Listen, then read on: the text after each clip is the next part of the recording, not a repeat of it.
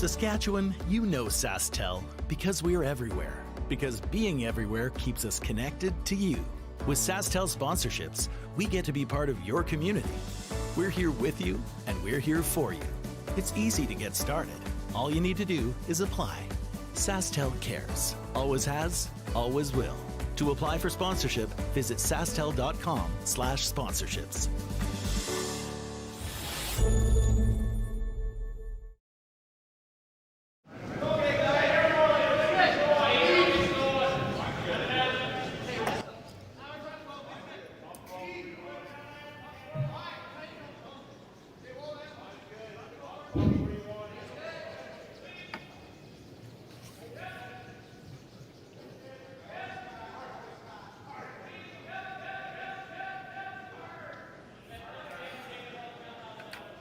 All right, good evening, everybody. Welcome here to the action in Swift Current, Saskatchewan, the IG Wealth Management Western Showdown matchup between Kevin Cooey and John Epping. My name is Matt Sussman, and I'm here with Jeff Chambers. And Jeff, we've got a couple skips that know each other pretty well. The teams are getting used to each other as well. So what do you expect for matchups such as this? Well, I have a feeling we're going to see a really close game. That's been the tendency for Team Cooey. They're ready to get into action, and they're not afraid to take it right down to the last end and count on that last rock. And with the skill level between Epping team and Cooey here, I think we're going to see some fireworks. You can see right off the bat they're not afraid to get rocks into play. So I think it's going to be a pretty interesting game for all the viewers out there, and everybody that's come to Swift Current to watch the show is going to be pretty impressed by these two powerhouses going at it tonight. Yeah, absolutely. There's a lot of familiarity between these two skips. They've battled over the entire decade. We've already got a couple center guards lined up here. Yeah, Team Cooey, well, Kevin himself, no stranger to this event. He's the past champion of it. Obviously, his team looks a little bit different this year. But from the games that I've been watching out here, he's been in some battles, and he's been coming through. And the Epping team has been really strong, and they figured out the ice. The ice has been fantastic for a lot of curl. The teams figured that out real early on, that it's basically, well, as you can see with this one, this was way outside the 12-foot at one point there, and by the time it got there, it almost made it to the center line behind those guards. So the guys are getting some really good ice conditions, especially for club curling, which you expect to go straighter, but they've sharpened the stones, and Jason Broughton and his ice crew have done an amazing job giving them top-level curling ice so that the big guns can show off the big shots. Absolutely. I think this is going to be really good conditions for a lot of shots made. As you see a takeout attempt here, as that come around didn't quite come around.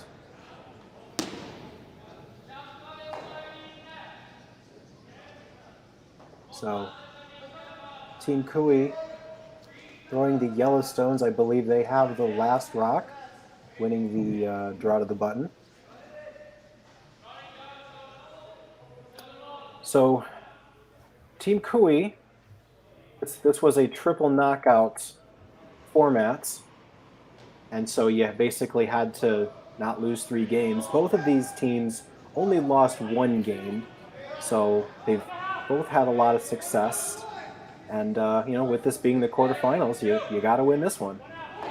Absolutely. This is do or die time now. So it's just, you want to take it as deep into the event as you can. And so they won't be holding anything back here. We're going to see some pretty neat angle shots. Last night, Kevin Cooey made the highlight reel. They took on Team Laycock. And in the first end, Kevin Cooey made 2 unbelievable doubles, totally different ways of doing it, and scored a 5-ender to start the game. And Team Laycock had played 90% that end. It just, he's looking for the big shots, and when he gets them, you just don't want to leave him, because he's gonna take advantage of them.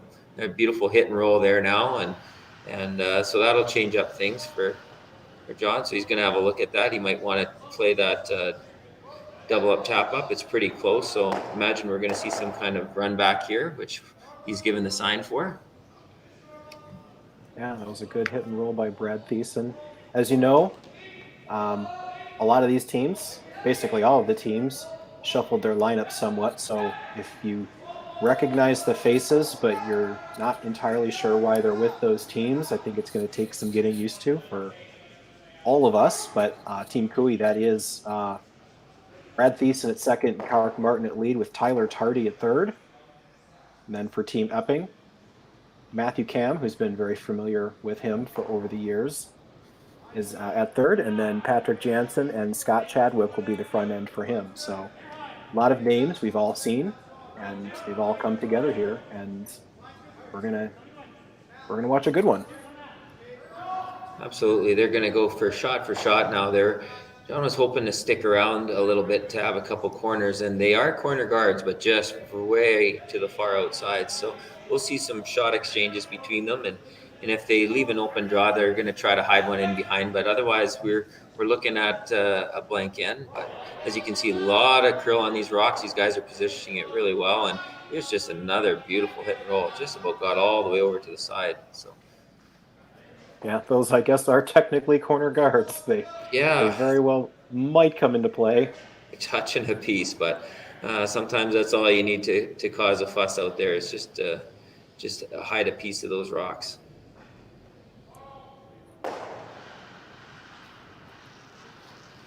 So with this being the quarterfinals, we are broadcasting games on all of the sheets here. So the playoff teams. In the other sheets, we have Team Adine, which is being skipped by Oscar Eriksson. Adine, I believe, is nursing an injury, so he is not playing with them this weekend. But Team Adine is playing against Team Sluchinski. Then you have Team Flash, Colton Flash, against Young Suk Jong. And then Team Jack Gauthier against Team Rylan Kleider. So those are our 8 teams, but you are free to watch any of those, but I have a personal bias. I'd rather you watch this game with us. Yeah, so some great action going on out there, and you just can't go wrong with the guys that are playing here right now. And Swift Current's very fortunate. We're a small community here, 16,000 people, and to have a rink like this and a curling ice, we're just so fortunate here, and to have the world's best join us. And it's been a regular occurrence the last couple of weeks. We've had 2 weeks ago we had the ladies Western Showdown, and teams from all over the world, including the world number 1 Tirinzoni rink was here, and which won the event. And so we've been very fortunate to be able to get such high level teams right here to Little Swift Current, and they've enjoyed themselves. The hospitality's been great for them. Lots of them were up staying afterwards. The Adine team was taking pictures, showing off the gold Olympic medals, and just great guys. And yeah, Nicholas unfortunately isn't here. He got an opportunity to head back for an operation for his knee as he suffered an injury in the last event. So we hope he's doing well, and I know he'll want to get back as soon as he can. And his guys are doing pretty darn good so far. Undefeated as a trio, so we'll see if fatigue gets to them. That's a lot of pressure on that one sweeper, but they seem to be doing pretty good so far. Oh, so they're playing with just 3, is that correct? Yeah, they're playing 3-handed for the entire event. Oh man, I could do it for a game, but I don't know about an entire weekend, especially against this competition. Yeah, they finished off last weekend at the last on the Slam event, and they won that with just the 3 of them. So they're not afraid to go at it again. But at some point, the front end, the poor lead there, he's working it. He has to work both sides of the sweeper. So, well, here's an opportunity that we talked about before, just trying to tuck a piece and make it a little bit more difficult. And so now we got to make a decision on chasing that, because if you do come up, then you could lose a deuce real quick. So he's going to make sure he hits this out and concede to a blank end, or he's going to hope to anyway. Just going to control his weight a little bit here. Yeah. So Jeff, this is the first game you've done with me, but there's apparently a curse that carries with me. Anytime I say it's looking like a blank, it tends to not be a blank. So um, You're gonna have to be careful on what you say. I've stopped saying it's looking like a blank. You can say it all you want, but in this case, yeah, Jonathan attempt to hit what he can see and roll away a little bit, possibly stay in play. Shot is certainly there for him though. Yeah, if it wasn't the first end and the guys had a better feel for the ice and really could trust it, you might see a corner freeze here in this situation. But with being the first end, Waite's not for sure, especially going outside. So they're going to play this a little safe, play it with Waite, and just make sure they get rid of it. And like I said, allow Kevin to attempt for the hit and roll. Yeah, nice shot there by John, and he does stay in play. So the attempt to roll back around or come around the corner is not there for him. So I'm not saying it's looking like anything, but he has an open shot here.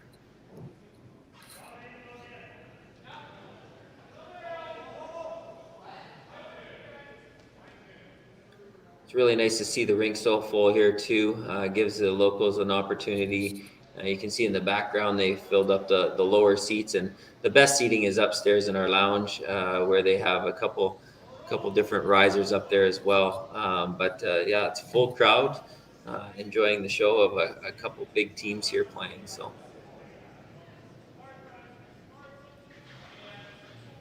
And looks like we got a successful blank. We do, now that we can say that.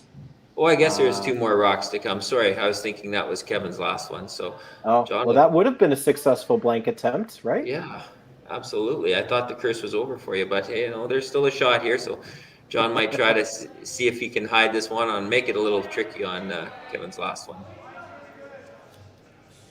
Yeah, I think that Cooey stone rolled far enough that I don't think there's any jam potential here. I think he just definitely needs to get this as far under as he can, as little biting as possible. So this will be John Epping's final stone.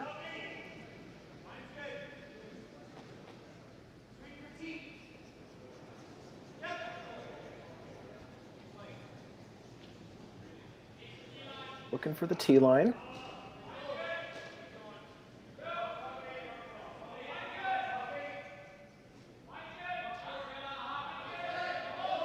And that is going to come up light. So it's looking like a blank, Jeff.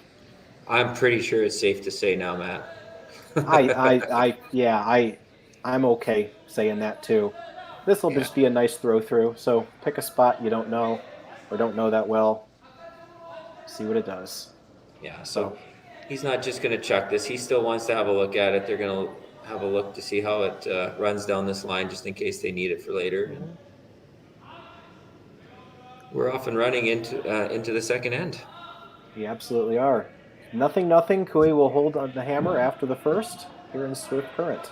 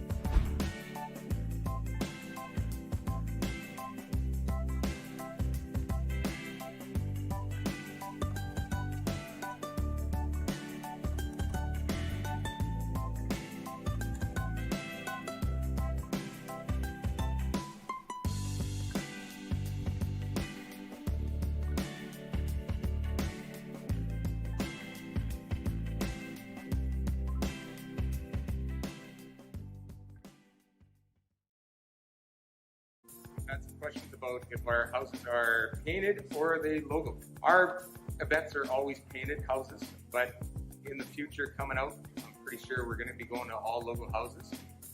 They're a great revenue source for any curling club. You can get your advertisements on there, and usually after the first year, the houses are paid for. It's all free money for you. So hopefully check Jet Ice out for your future in-house logo.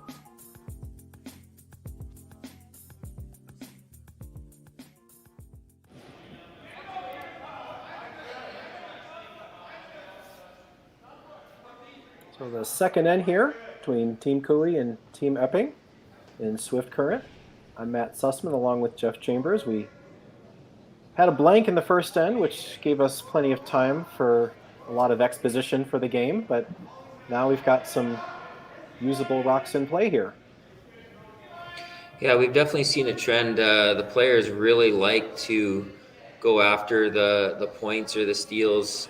They like to score on the even ends is what we notice. It doesn't always work out as planned, but what we'll typically see in the odd ends is a little safer play, and then the even ends we'll see them put the hammer down, and you can see the aggressiveness by putting up center guard and a corner guard. And now they're coming in, but now they'll try to position their rocks and get just the right kind of rolls and see if they can press, as Kui would love to take a multiple score end, and right now John would love to take a steal. We've got Kark Martin here throwing his second, looking for a little hit and roll action.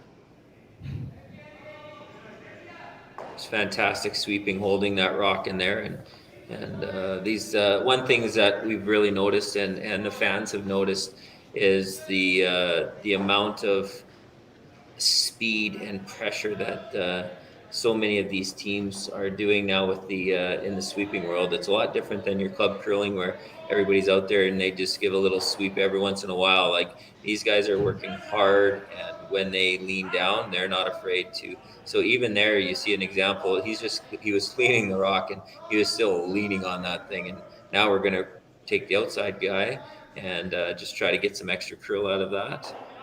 We're going to roll, go into the open, but good solid shot. Absolutely. A lot of technique, a lot of don't try this at home, although that doesn't stop some people from trying really hard. But yeah, all of the different techniques that evolve from year to year, all the different angles at which the broom heads are being placed. It is fascinating to watch it all, and it certainly leads to a lot of team shots, basically every shot being a team shot. Absolutely. It's now, in the old days, you would just watch it go. Oh, here is a uncharacteristic miss there. That was set quite a bit outside. So not sure if something got under there. Normally we don't see a miss that big, but looks like he's not happy with himself. So might have been just something in the release on that one, and that'll change things up now and get a couple extra rocks into play.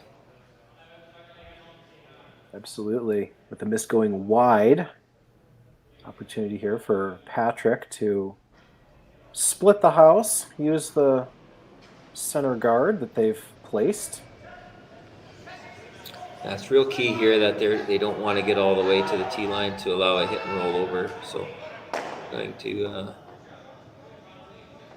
try to get this about top four and as buried as they can, but this one's traveling on them, so we're going to see where this ends up. It's going to definitely end up further back than they planned on.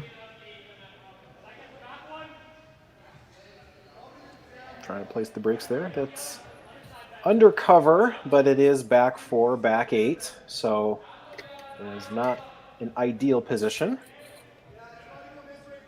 They are sitting two.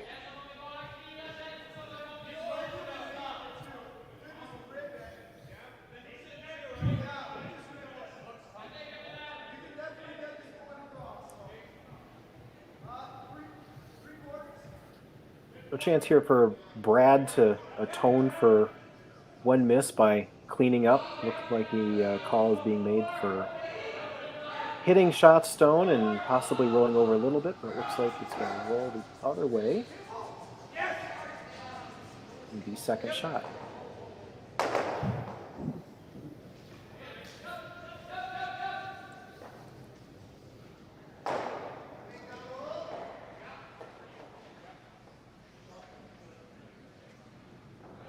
Still a chance for John to add some pressure here in the second end as Kevin Cooey got the blank he was looking for, has control in an even end. It is the second end, but sometimes that early in the game dictates when a team is in control, as I saw at least on Friday. When Team Cooey did lose their sole game, it was simply a matter of not having the hammer and not ever able to get control of the game. Yeah, that's why a big part in the ends, they want to score in those even ends. And in a perfect world, they'd just be able to go back and forth until right to the end. But as we know, there's always a sidebar in curling. But that's why you'll definitely see them. Everybody wants to score in those even ends to see if they can control the pace of the game. Here's a good example of aggressiveness, as you would probably mostly see most teams trying to do an automatic, trying to double or hit and roll in front. He's just elected. He's just going to corner freeze this and get right on it right off the bat. So it's just forced the issue a little bit. Looks like he's pretty close. The communication between them, saying that they're pretty close where they want to be. Now they're trying to hold us. You can see it's really taking a curl.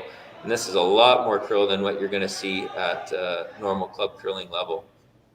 This is more like arena ice, the way they're getting it to curl. So that's why these guys will become very comfortable with it as they go. I'm kind of surprised because it's been pretty consistent right through.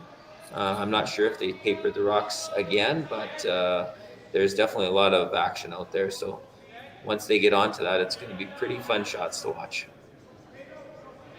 Yeah, that rock there did overcurl a lot, but if you look at where it landed, it's actually not a terrible spot. It's still, the call is to freeze on it here for Matt. No, it actually worked out very nicely, and Kevin was definitely not worried about that overcurling because got into that shot rock, and then if you go after it, it's an automatic jam basically. So they're going to try to get another one around there and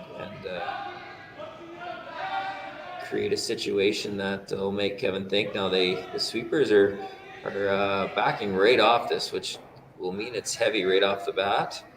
They're trying to let it, as we say, junk up a little bit and try to catch some of the fresh stuff, and you can see it coming down now, and it's going to end up in a really good spot.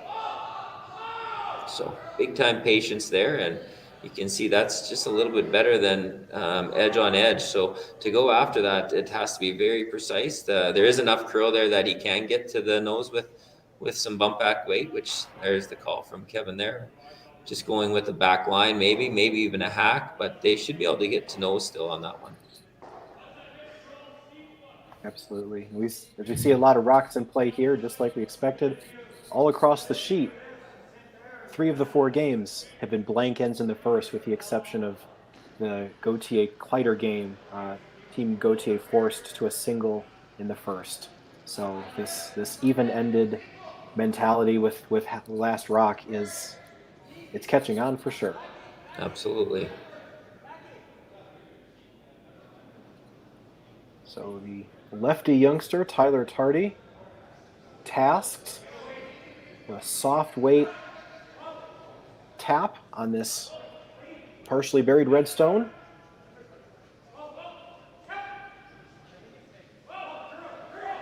Decent on this pretty hard. Now Carrick's going to take over and get the last minute curl, and just a beautiful shot to get that angle there. And that does the job, and all of the Epping stones are now behind the tee line. I believe Cooey is now sitting 1 at the moment.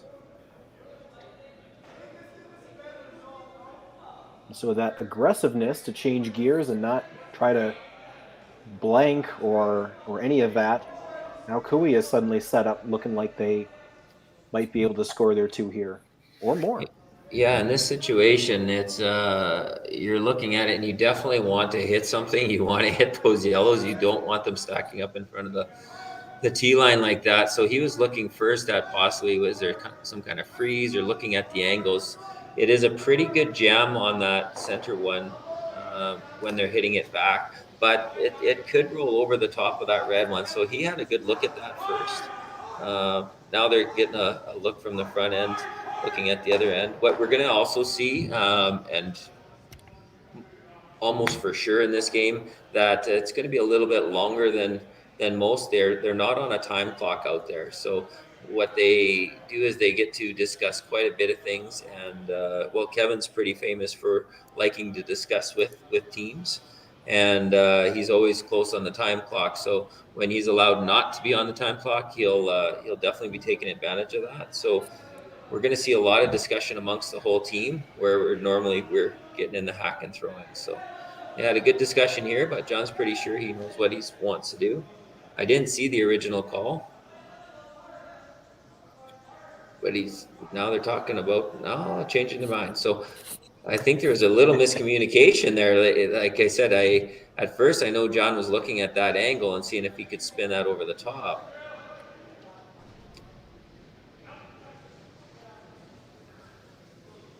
Now, it's certainly, like I said, it's only the second end.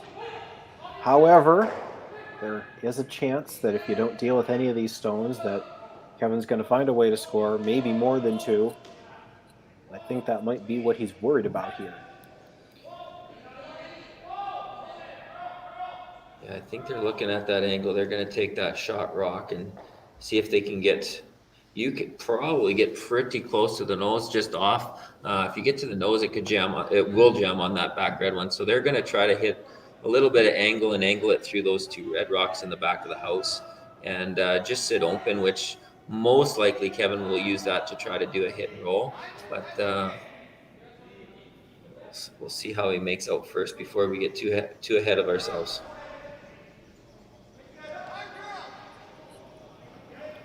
Here's John Epping's first. Looking for controlled weight hit on shot stone, but this needs to curl a lot. He got this one out there. They're curling it. It's coming in hard, but it's going to jam on the other side. So that's a big miss there that could really come back and haunt him, as Kevin will have a good opportunity to be sitting 3 after this shot. And with the hammer, that's not something that John wants to see with only 1 rock left. So he'll be looking at Kevin's making sure that he doesn't put a rock into play that he could lose or make set up a double for John. He would really like to take his 3, so he's going to talk this one out and see if he can come up with a good spot to try to hide it. Yeah, a lot of discussion, a lot of uncertainty on that last shot. You get down to the hack, you look at it even further away. Sometimes the shot looks even worse. You thought the angle was there, and then you can't visualize it from the hack. I think there was just a lot of maybe some second guessing, maybe some hesitation on the shot there. Yeah, I don't think they. I think that when they called him back down there, that they put a little bit of doubt in there. He did say, let's go after this, but he just got started outside a little bit, just set it out a little bit too much, and they couldn't quite get it to curl at the ends. So now the first discussion that I saw here, I thought we might see a little bit of a hit and roll, just to, even though that red rock is 3rd rock, maybe to access the angle to get in there a little bit better. But it looks like Kevin's decided he just wants to go with the straight draw here, and he's just going to try to line them up, better known as the Christmas tree, where you just show a little piece of everyone. And from this angle, you can see that does not look like much space at all, but we've seen Kevin pull off shots like this many times, so he's not afraid to basically try to place this perfectly for himself.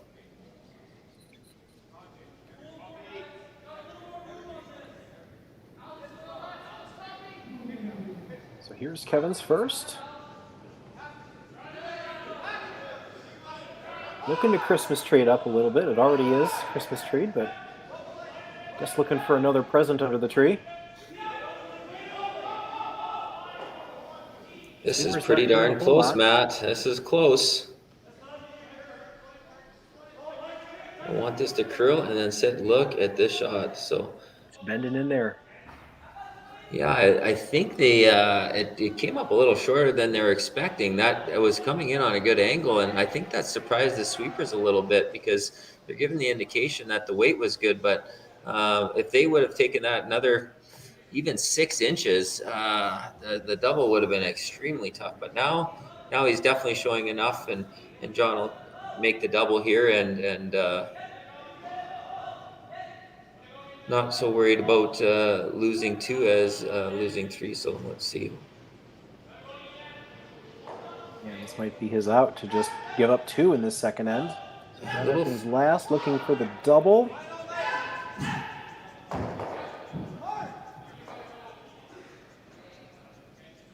Successful throw. And sitting shot rock. So now Kevin will have to make that disappear to get his deuce. So very good end by Kevin Cooey. He capitalized on a miss and set up a bunch of rocks in play. John did make a really nice shot in his last to limit some damage here, but Kevin Cooey now just needing a hit and stick in the 8-foot for 2. Yes, at this level, if you make mistakes, you can be punished pretty quick. So in that end, John team had 2 misses. So to only lose a 2, and it's not even guaranteed yet. It's outside here, so they've got to make this curl a little bit. Looks like it's going to come in nicely. So to only lose 2 after 2 mistakes, I think they'll be able to rebound from that and think that that's all right. Absolutely. Right in the nose for 2 points. Kevin Cooey takes a 2-0 lead into the third end.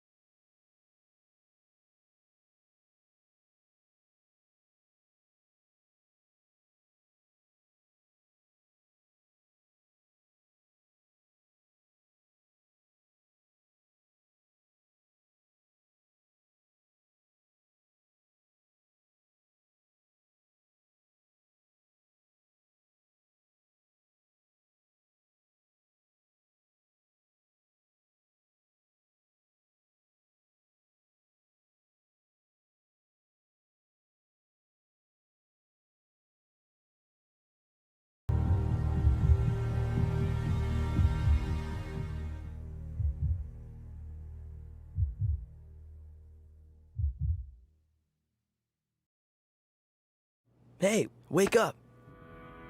There's so much out there to see. Look up, look down. Quick, look over there. Look for a little trouble, but not too much. Open your eyes to something new every day. The hustle, the bustle, the calm, the serene. Maybe then you'll see that sometimes you have to go far to get a little closer. So wake up. The day is far from over. Seize the days.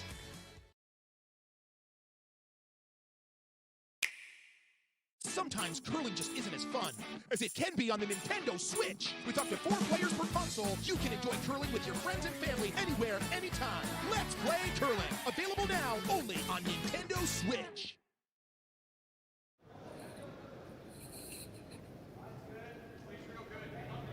And we're here in the third end. The IG Wealth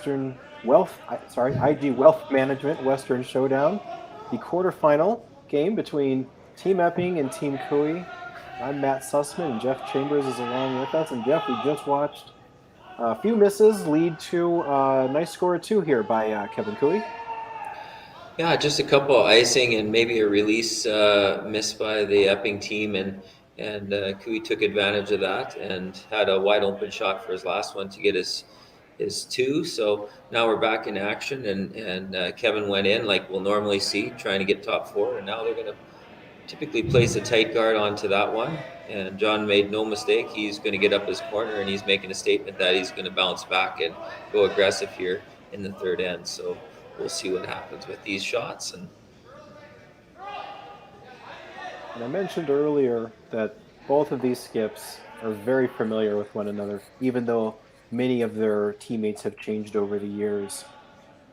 According to Curling Zone, they keep track of all of the head-to-head matchups between the skips, and I looked this one up, and I had to laugh. Kevin Cooey and John Epping have matched up against each other as skips 52 times in the last, looks like since 2011. That is a lot of games. Kevin Cooey winning 32 of those 52 games. So I just say, if you've ever played anyone 52 times, you would know a lot about them. Yeah, there's not going to be too many shocks the way they call the games and the way they conduct themselves out there. You're right. You know what's coming, and that's a lot of games. That's a neat stat to have, and yeah, they know what to expect. And as you said, the amount of curling teams that have switched players this year, typically in that Olympic cycle, it's pretty mind blowing to keep track of everybody. We all recognize the faces. It's just sweeping and playing for different guys. So, and Cooey is no stranger to Swift Current. He was the past champion of this event last year with his prior team, and we're just happy that Epping made the trip with his crew to come battle it out, and that's why we got a big game here tonight to be able to watch right here in Swift Current, thanks to the curling zone. Yeah, absolutely. So we have a bunch of yellow in the house. So if John Epping was looking for an opportunity to set up a good end here, so far he's got some work to do. Absolutely. This is going to be a fine tune. He just has to basically redirect. He just wants to get that yellow rock in the center into the open and then just kind of roll over to that one on the side just to try to get some granite in front of granite. And I'm trying to make this curl. Patrick Jansen throwing this rock. Patrick Jansen was previously, if you sort of recognize the face, he was the alternate and then replacement for Darren Moulding on Team Botcher, so he is playing against his former teammates in this game, being Brad Thiessen and Kark Martin.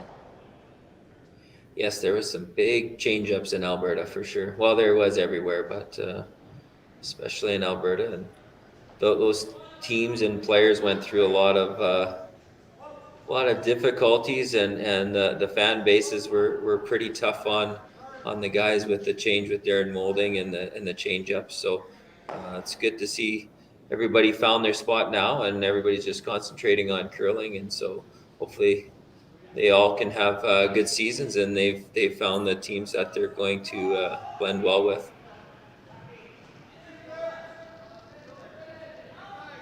That's a lot of yellow rocks. We're going to have to get our sunglasses out soon if they don't replace some of these yellow rocks.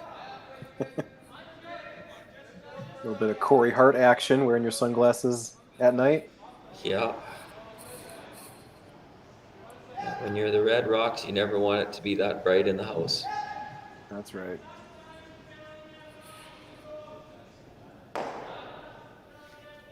So the team's just struggling to get the line they want. Yeah, a little hit and roll there, but they're just having trouble getting the rocks to the right spot. So not sure if it's an icing thing or the bodies are getting a little sore, but just not as sharp as what we'll normally see these curlers and their percentages. So we'll see if they can figure out if it's the ice or just maybe a little bit of release. Or by this time of the event, Matt, we also see the fatigue sitting in, especially on the nightly draw. They've already played today.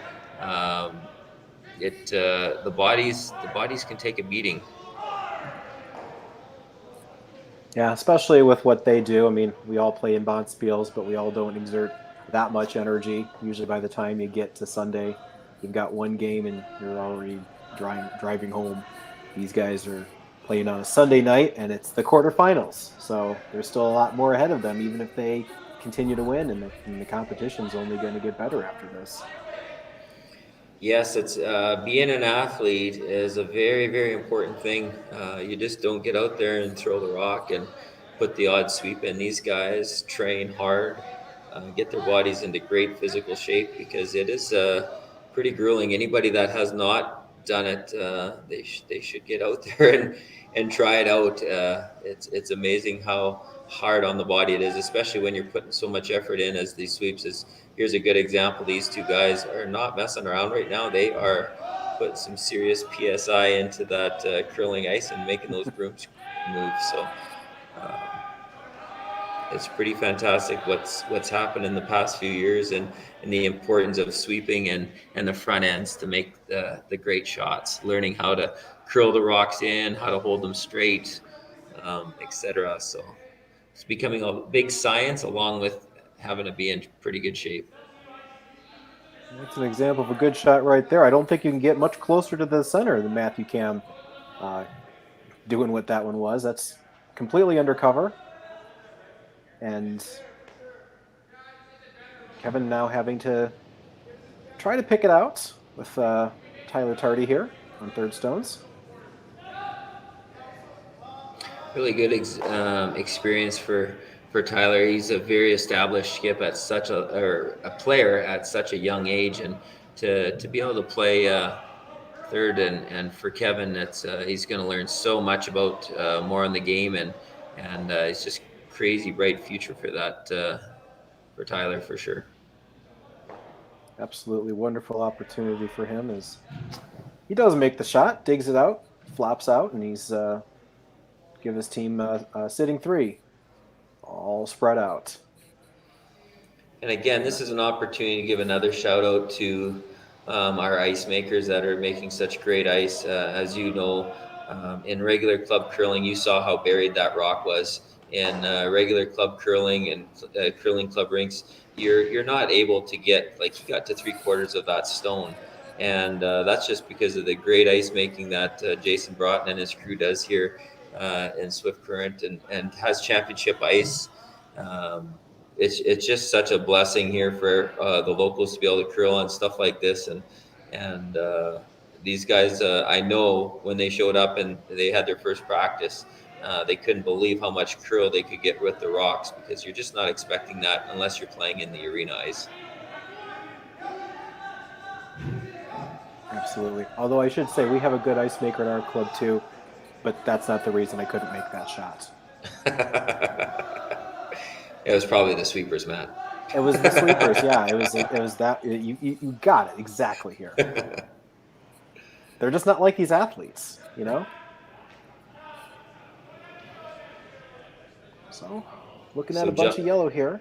Yeah, John's ignoring the yellows now. It's there's a lot there, but with the hammer, he knows that there's I would say no chance for a blank. So they're going to get as aggressive as they can, see if they can finally hide a rock. And one thing that's very difficult is hiding a rock, especially from the Kui team. You can see this poked out, so even though it only shows half a rock, they'll be pretty confident if they come down there with hack to bumper that they can almost get to the nose, so that there's no jams there. So, and then they'll be sitting three, and John will be in a world of trouble. Yeah, at this point, I think John will be happy to score if he can. Nose hit, like you said, would certainly close down that entire path to score,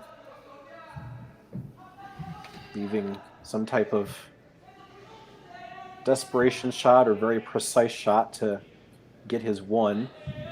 But he still has two left, and Kevin throwing his first here, looking to poke that red out as much as he can.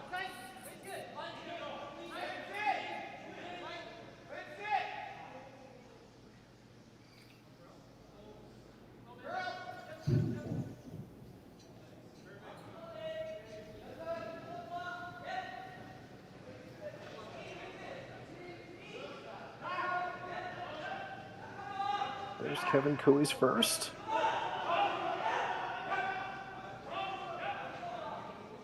Sweeper's guiding it down nicely. You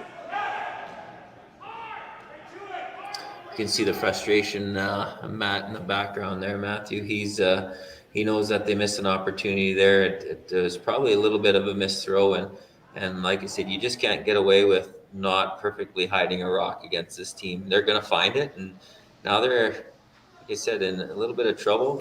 Yellow's got lots to tap back, so to try to generate a skip's deuce here, very, very difficult. So He hasn't given up the thought. You never give up the thought of trying to find a way to get 2, but it's going to be very, very difficult for him to do that now.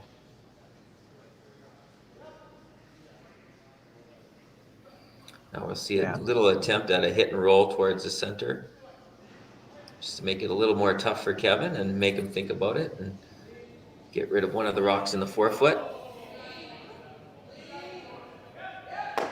Yeah, even if he doesn't hit and roll and he just rolls maybe a foot so that the hit and roll isn't there back, then Kevin hits that and then he's got to draw to the forefoot for his single. So here is John Epping's first stone.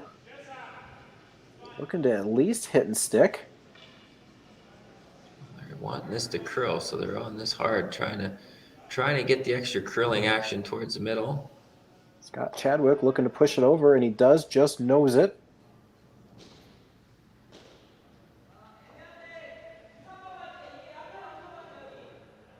So it's very tempting for Kevin to try to make that hit and roll himself, and then that would basically close the button up. Yeah, there's something to be said here possibly for just hitting right on the nose as well. I think that they would have had a look like the hit and roll is there and force them into the draw. But if you hit right on that nose, if John came down, he would have to get some sort of an inside roll, and that's not easy to do. So, yeah, that's what they're giving a look. Tyler's saying that right now, saying, do we need to roll it or should we sit right there? And that would make it extremely difficult for John. He'd have to get some kind of inside roll off that one that you can see through those 2 rocks. Absolutely. Let's see how hard Kevin can make it for John for his last stone.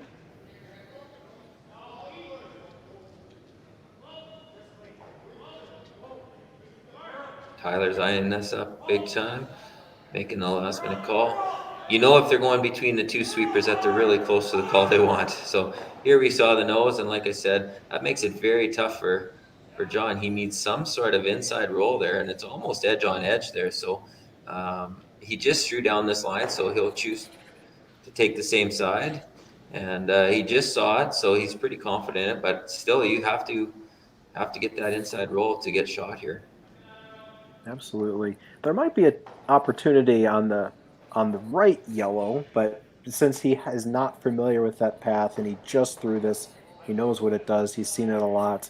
This is what he believes to be the easiest path for a point.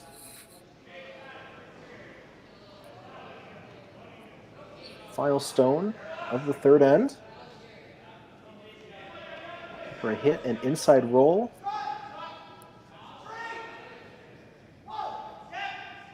Sweepers are back and forth. It's pretty close. It's really going to hook on him at the end. He's going to want to hold this. It should roll into the other ones. To the right side, and that's got to stop, and it does. So nice little shot for John Epping to limit the damage, and he will be on the board, but Kevin Cooey will have the lead and the hammer going into the fourth end.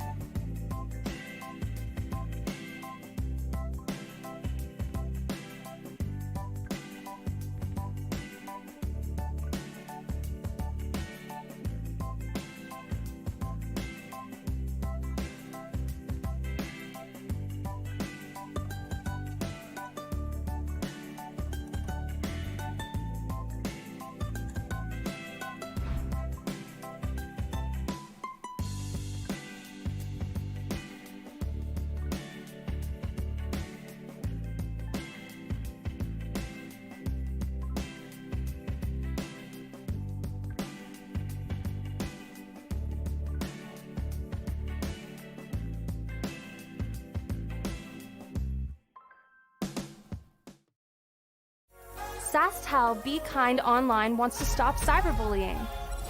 Want in on the action? We award up to $1,000 for youth initiatives that help spread kindness and prevent bullying. What great idea do you have to help stop bullying? SaskTel can help. Go to BeKindOnline.com and apply for a grant today. Together, we can make a difference.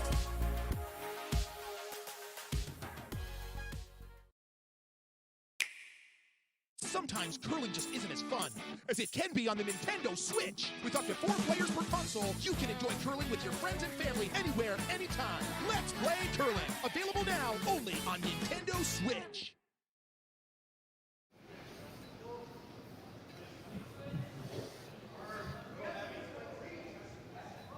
We're now in the fourth end here between Team Kui and Team Epping. This is the quarterfinal game here. And Jeff, we just saw John make a very precarious shot on his last to not only limit the damage, but actually score a point. Yeah, that was a pretty fantastic shot. It's he made that look pretty easy with the rolling, but I can assure you it was anything but easy. He had the same side. Kevin wanted to roll over a little bit more with his shooter to make it tougher, but still was in a great spot. And like I said, John was facing 3, and he had to make a beautiful hit and roll, and he did. So that hopefully will get the troops going a little bit. They've had trouble getting the broom down in the right spot and getting the rocks placed. So maybe that will be a little bit of a bump in the adrenaline for them, and they can get their rocks in there to put some pressure on Kui. So far, it's been pretty much all Team Kui. That's right. You look around the sheet here, all the sheets. You have Dean and Sluchinski, and Dean has a 1-0 lead. That's in the fourth. Team Young Suk Jong against Team Colton Flash. That's also a 1-0 team in favor of Team Jong. And then Team Gautier and Team Kleiter, that is a 3-0 advantage for Team Gautier, as they scored 1 in the first and stole 2 in the second. So a lot of close games, and it's got to be really nice for all of those fans there that are able to just go from game to game, just turn your neck a little bit and see another shot made. Very exciting stuff. Absolutely. Here in Swift Current, we're very fortunate to have this event here. Chris Eichert's been instrumental in lining up these events, and we had this last year, and it was great to see the fans out and just the greatness in curling, and the players appreciated that, and they came back again, and to have this big event here, it's pretty fantastic. And then of course, if you're not able to be here, we've got people all around the world watching. It's pretty fantastic. Thanks to the curling stadium and the curling zone for putting on some great shows here, and obviously the sponsors, IG Wealth Management, this Western Showdown, they take a lot of pride. I've met the sponsors, shook hands with the sponsors. They've been on hand to watch this, and they just said, we got to be part of this. They just love having such unbelievable talent right here in Swift. And I mean, we had the Olympic gold medals last night that you could take a picture with, thanks to Team Adine. So just a fantastic event, and people appreciate it, especially in the smaller cities. Absolutely. Just a lot of fun, I have to imagine. A lot of fun for Team Kui, though. They're just loading up the house with Yellowstones again, which is very similar to what we saw in the second and the third, and now here in the fourth. Yeah, so John will be getting a little worried as there is a lot of yellow, but without Last Rock, he's got to figure out a way to get some red ones. He's got a lot of coverage out front, which definitely goes in favor for him. He does have 3 red guards out front, so if he can start trying to get some behind there and hiding, that's all you need is that one to stay hidden to save an entire end. And this is sort of John Epping's style. He really does like to.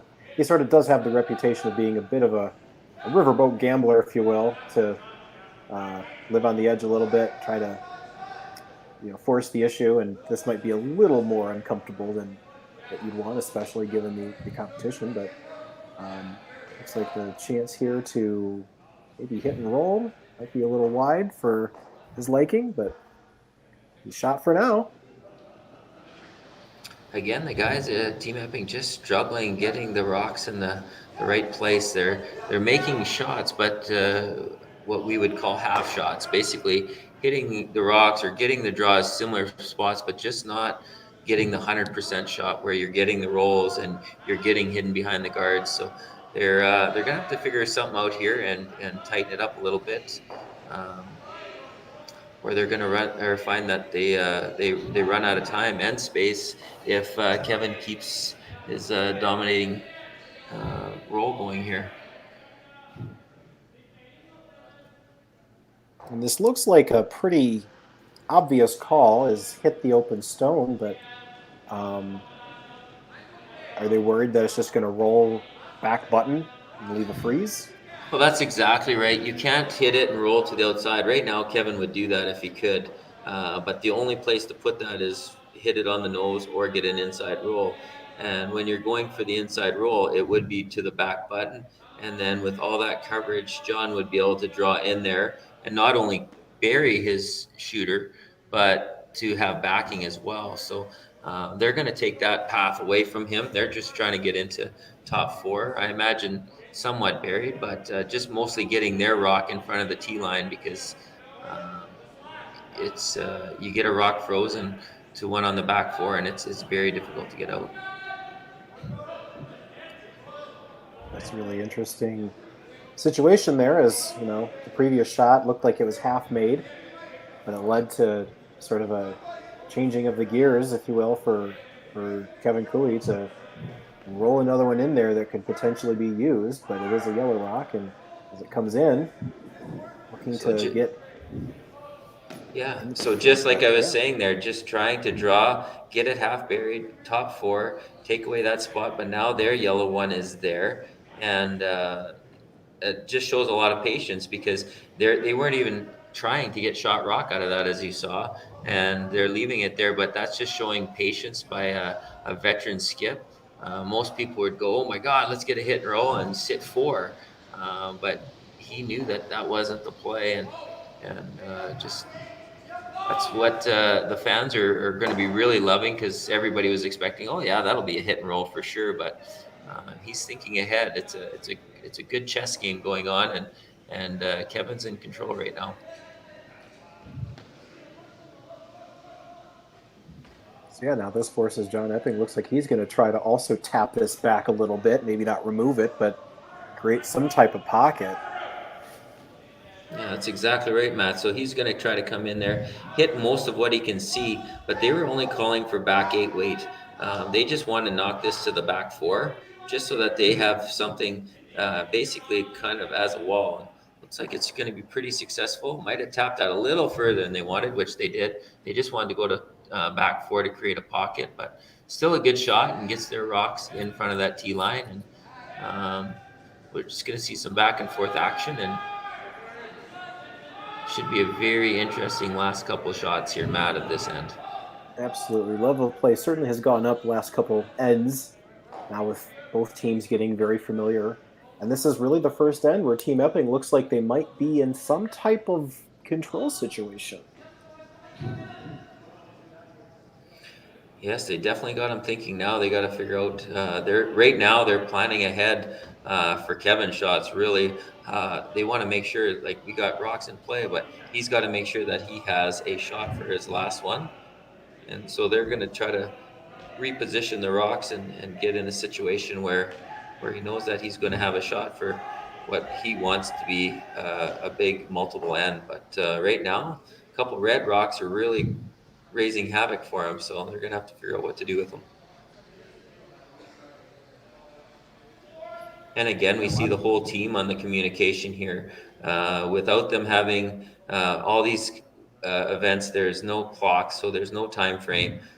So a lot of teams will get the whole team to talk about the strategy and make communication. But just like anything else, the more people you add, the more choices there are, and it leads to a little bit longer game. So they're going to talk through this one and see if they can come up with a solution that they all like, and buy in, and looks like they figured it out. So Tyler will go down, and we're going to see the call quickly here. That's right. Put your clocks away. We're on Cooey time.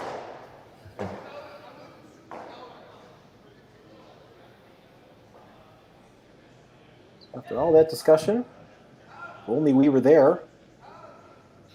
Looks like possibly a double peel here. Yeah, double peel, but what'll be interesting is that red will probably run into the house too, so it'll be interesting to see what all touches each other here. There's Tyler Tardy.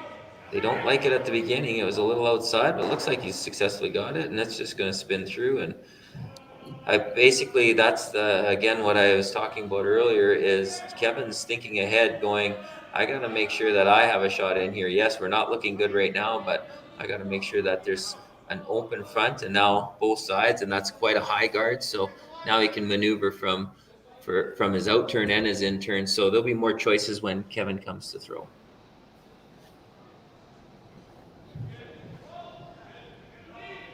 So yeah, with that shot being made, things look a little clearer now as they're looking to put a couple more points on the board and take massive control of this game. Now, it looks like John Epping is just sitting the 1 there on the side of the 4-foot, but he does really have rocks in good places.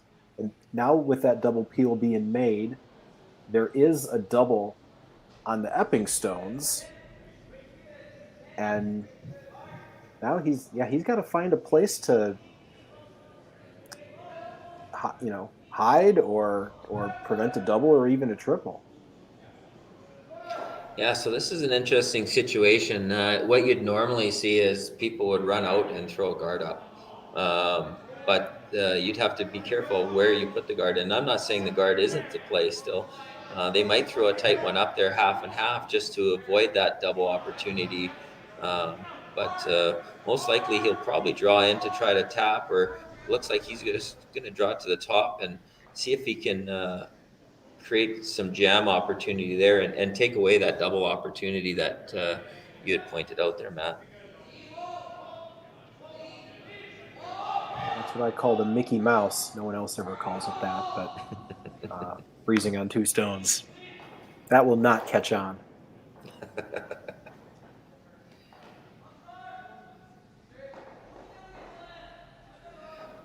Yeah, and at this time, I just another shout out to Curling Stadium for the coverage and the curling zone.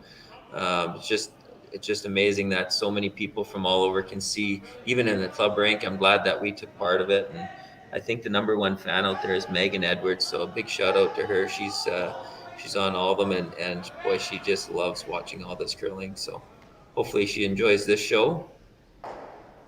Looks like Epping's right where he wanted. There's your Mickey Mouse. There you go. We're in Disney World now. So yeah, that takes away a couple shots, and it certainly clutters up draw paths and options there. The double is certainly gone. And now we're back to Cooey time. I have a feeling that we're going to be here for a little bit on this one. I don't see an automatic call other than trying to get into that one on the that's touching that. He's looking at the top one, but almost if he came a lightweight to try to get that one on the edge of the 4-foot and come in, but he's really looking at this one up top and setting up for his last shot. So this is definitely showing some patience for sure. Yeah, you would be tempted to go right at shot stone. Because even if you were to nose it or even roll a couple inches, you would be sitting 2. And the double would not be the easiest thing in the world. Yeah, and it's still edge on edge, or even better than edge on, or from our angles, it's edge on edge anyway. So that would give him room to get in there, but he's going to make sure that that he has some shots. So he's going to just maneuver some rocks around and punch that through the hole. But I imagine we'd see John draw right back in there. But I mean, we don't want to get too ahead of ourselves, so we'll wait to see what they come up with here.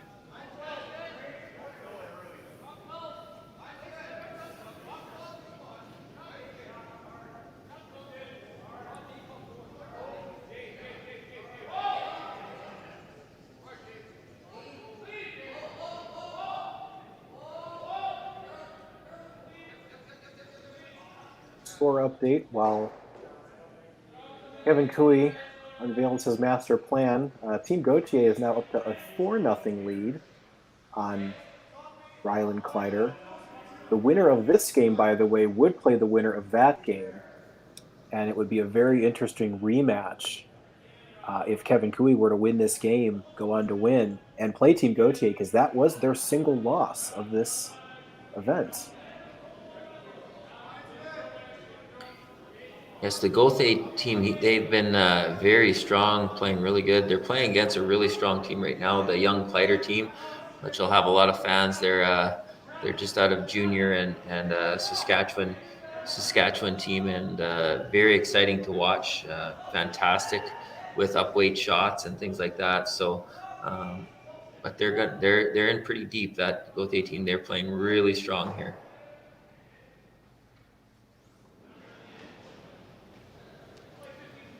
Back to this game, Tyler Tardy, looking like he is going to just take out the stone that's hurting him the most. And that would be that one in the middle there. And that is gone for good. Certainly a setup shot.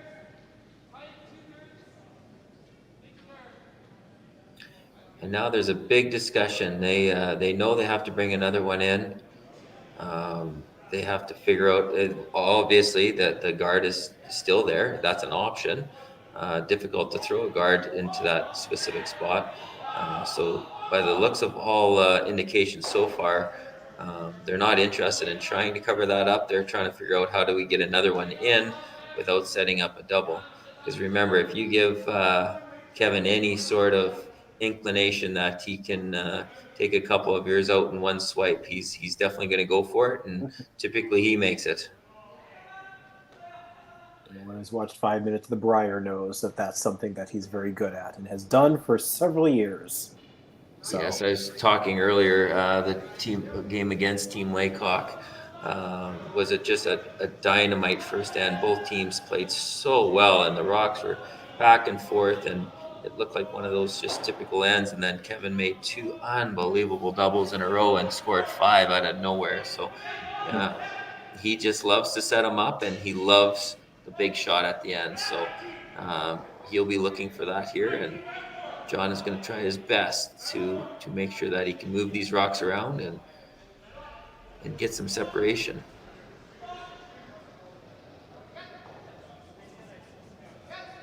Well, don't know if that was the intended weight call, but he is now sitting 2. Yes, he was trying to come down to that back one, which surprised me a little bit too with the separation, because this is about a 3/4 of a rock / double. That might catch the back yellow one a little bit, but with his weight and the way he throws it, he could shoot those both out of there and leave an opening. Yes, John could draw around again, but he's going to really look at this because he knows he can make that shot, but he's allowing John in with the draw. So he might try to make a move in and just try to create a deuce opportunity rather than a big end. And this is all about knowing your opponent, knowing what they're going to do. Like I said before, they've played 52 times, according to Curling Zone stats, since 2011.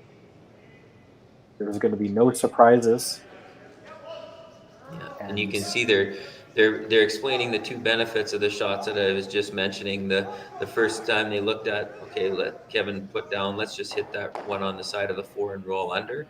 And then both of them looked at that angle of, hey, we can just run these and get rid of both of these right now. And now they're just trying to figure out the benefits of both and what that'll leave John for his last shot. So there you can see the indication again. He's looking at that. He knows he can make that, but is that the best shot at this point, or do they get in for shot rock right there? A really good discussion. All four are at it, and we knew there'd be some discussion this end with so many rocks in play. Again, we're not using time clocks here, so they're allowed to take that extra time. Limited timeouts here. And this is I would say the third, maybe fourth, as you might call it, a confab in the house. It looks like they are going to, Jeff, go with your call, looking for the slash double on the two reds. Possibly? No, I don't think so. I think that they're going with that ice. I think they're coming down with bumper weight, and they're just going to try to do a hit and roll underneath. But I think if they were going with the slash, they'd have tighter ice and more weight. So I think they're just going for the hit and roll. But this is the shot they wanted to avoid all end. Yeah. And they're going to take another timeout here. Yes. A lot of hesitation here. Again, this is a quarterfinal match. You win, you keep playing.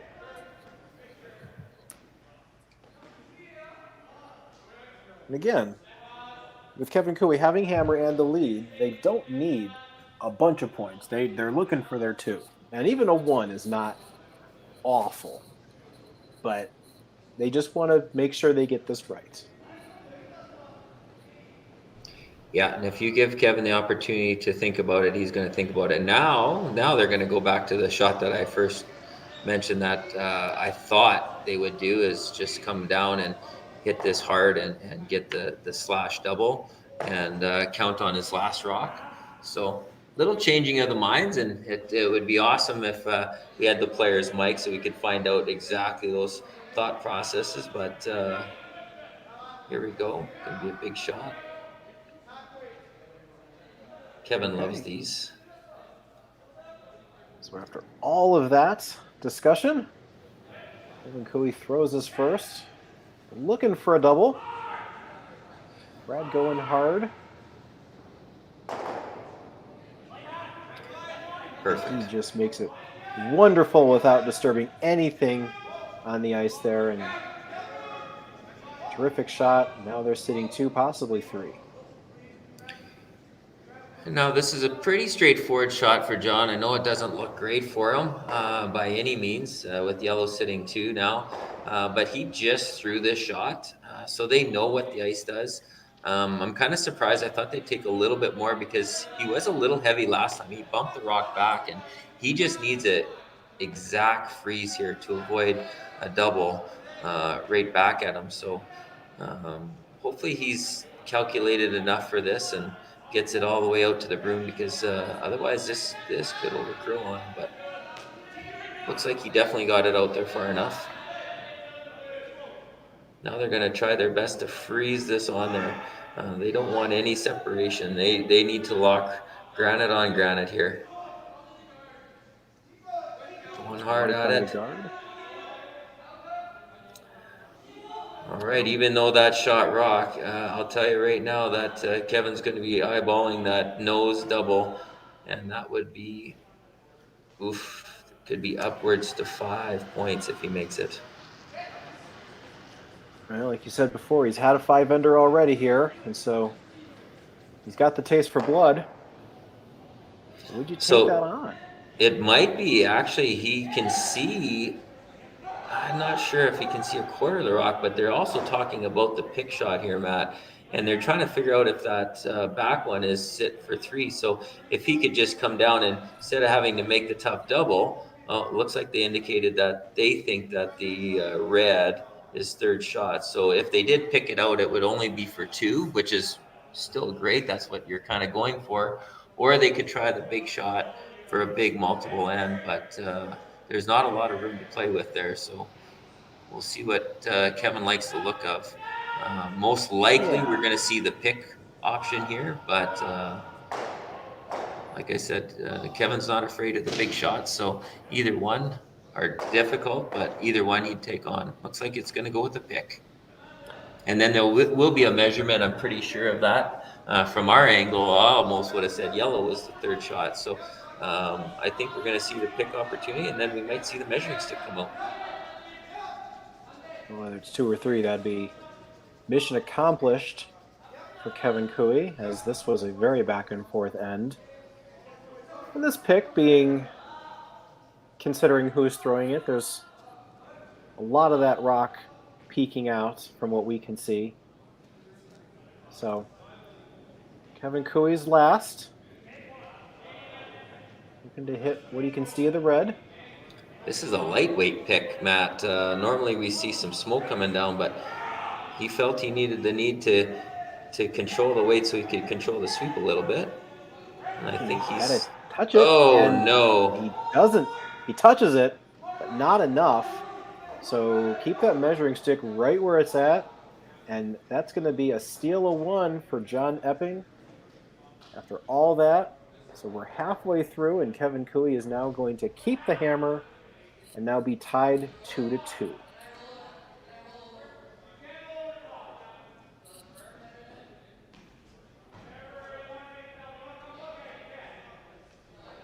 Hey, wake up.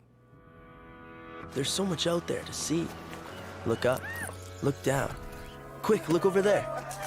Look for a little trouble, but not too much. Open your eyes to something new every day. The hustle, the bustle, the calm, the serene. Maybe then you'll see that sometimes you have to go far to get a little closer. So wake up. The day is far from over. Seize the days. Imagine being able to stream every curling game from every sheet from any event, be it your Wednesday league game, Bonspiel, or corporate event. Curling Stadium offers an all-inclusive streaming solution featuring high-quality cameras, ease of use, great reliability, and minimal installation. Offering your sponsors customizable ad space on your streamed curling games and being able to sell video packages to your corporate events for increased revenue. With Curling Stadium, you can stream to any device, be it your mobile phone, tablet, or computer. Push the feed to your desired platform, be it Facebook, YouTube, or any other social media. Curling Stadium is simply the way forward. Where it's commonplace in other sports to televise every game, we want to do the same. Curling is a global sport, and it's time it gets the coverage it needs. Make your curling club the next Curling Stadium.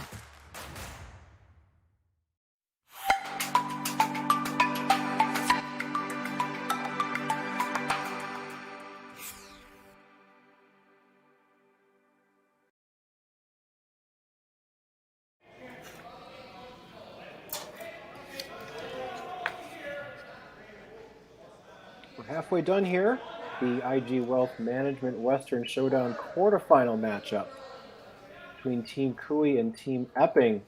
And Jeff, we just watched a very, very interesting fourth end where Cooey looks like he had a chance for a very precise double for a bunch of points. He didn't take it, went with the pick shot, was a little wide, and he gave up a steal. Yes, it was one of those ends that Kevin loves to play. Lots of rocks in play. He likes to set up for a big shot at the end. And one of the rare times he just didn't quite hit what he needed to see. And give up a steal of 1. But there's big opportunities there that for it was probably 3. We weren't quite sure, but I guess we're going to never know now. But definitely the rocks were in play and the opportunity was there. And one of the few misses that we see from Kevin Cooey, and all of a sudden there's a steal instead of a big end. Absolutely no shot is a given, but we have ourselves a tie game. Another setup chance here for Team Cooey to... He would love to blank, but a lot of stuff in the center, so he's going to do what he can to try to keep this wide open.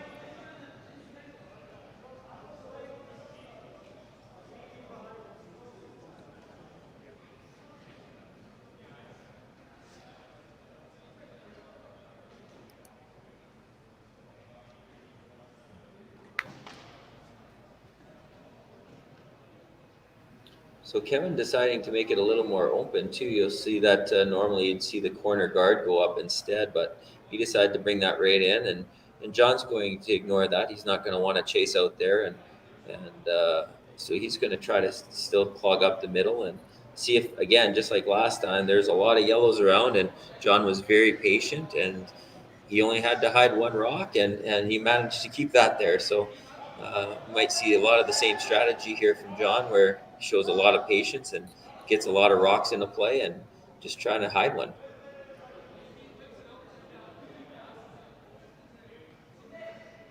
They're absolutely playing a lot better than they did in the first couple ends, as we have a sort of a corner freeze there, just a little deep by a couple inches.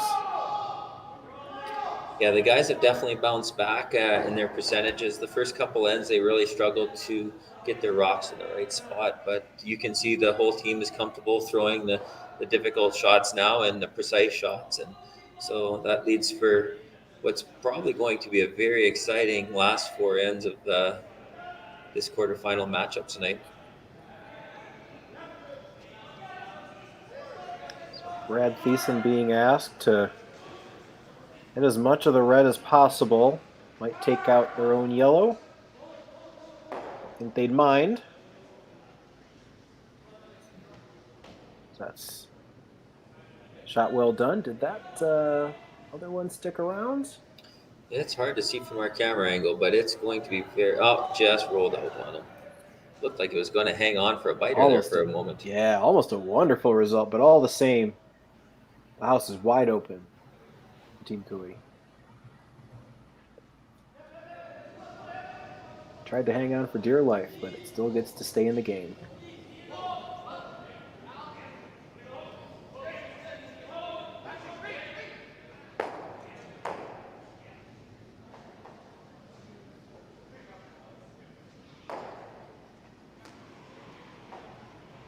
This is one of my least favorite shots, is hitting something way out in the wings.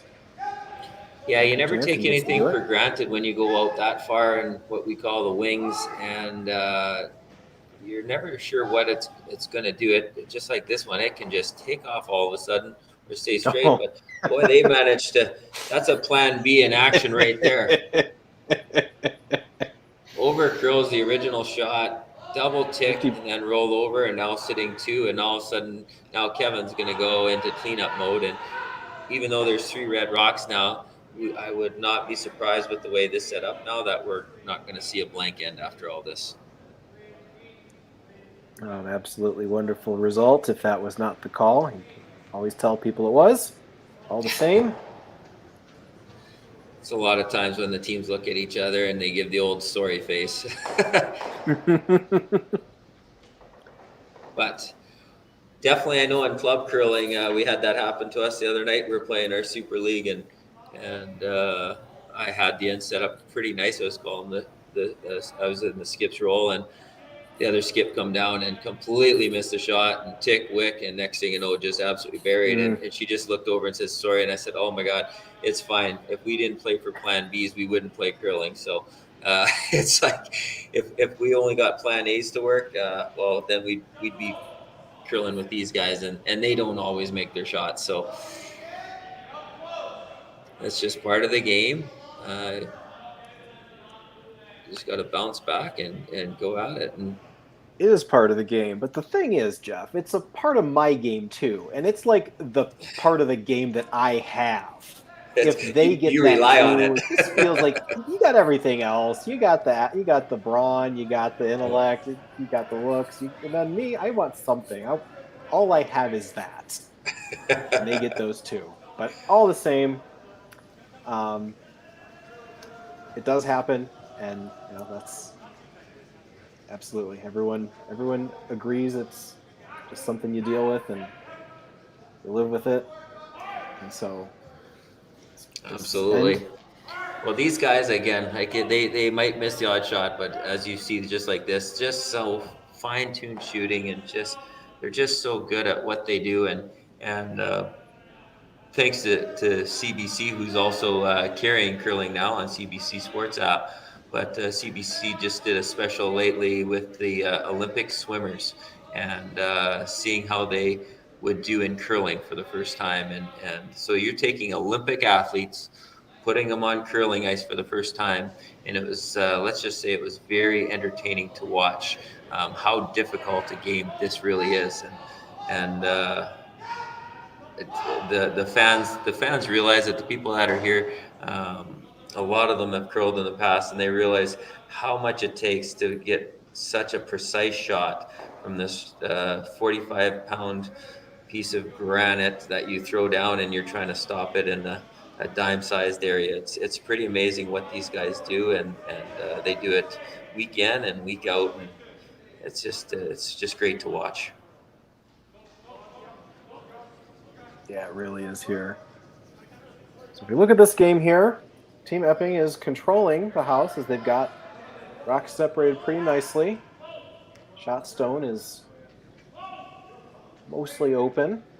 Tyler Tardy's going to try and hit, and he just got a little feather off that guard. Yeah, Again, they thought it needed to curl, and they jumped on the corner sweep, and next thing you know, it jumped on them a little bit too much, and they just couldn't hold that, and actually got a little ricochet, went off the back of the stone literally, and still got a half shot out of it. But now Kevin's going to be facing a couple red rocks, so could be the force is on, and at this point, John would be very, very happy with that. Yeah, force of 1 would give Epping the hammer in the even ends and only be down 1. That's a really good position. That'd be taking the hammer away essentially from the first end. So we have John Epping's first. Hit and stay. That's all he needs here. They're pretty happy with this. Just a nice little light clean. They're going for a little bit of hit and roll now, trying to get it right behind there. And what a precise shot, just what we're talking about. Now see, that's the called and made. That's what we expect from them. They make the shots that they call. None of this accidentally wick off something and take out 2 that were completely undercover. It's a really nice shot there. Yes, Kevin has to be pretty precise with this one now.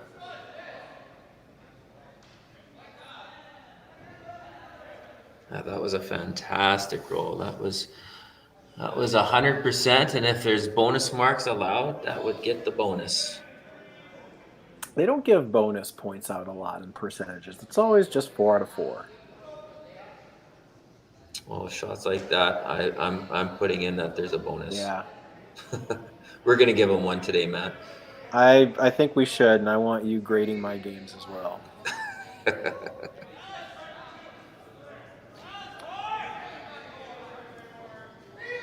There's Cooey's first.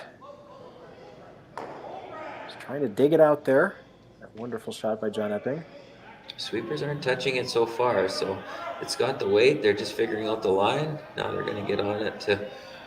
Carrick's going to try to get this moving as much as they can. There's the new token backwards moving sweeping there by Bradley Thiessen.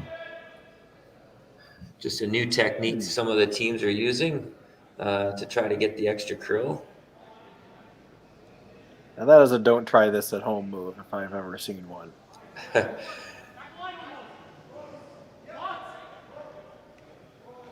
But it did poke it out a little bit. It is not shot stone, but it is something that John Epping is going to have to deal with.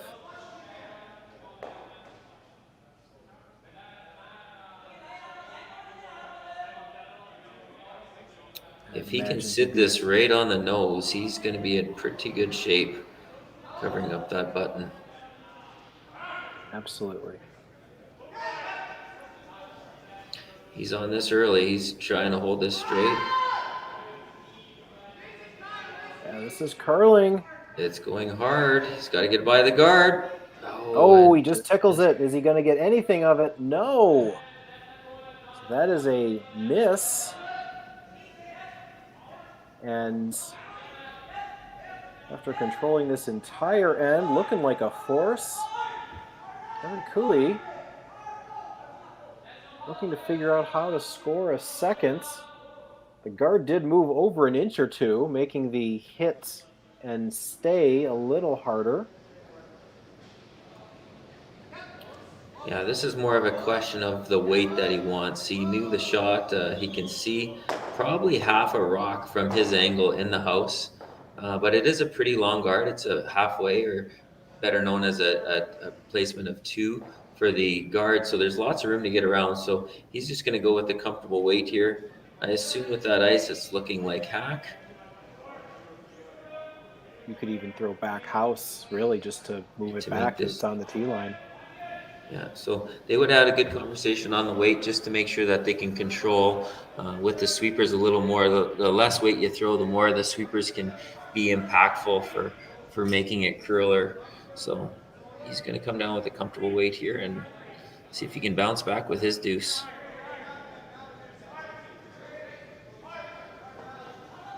Hammer has been thrown. I jumped on this one a little early too, so Carrick's going to try real hard to hold the line on this one. We see another miss curling. here. Not going to get by. Yes, it does.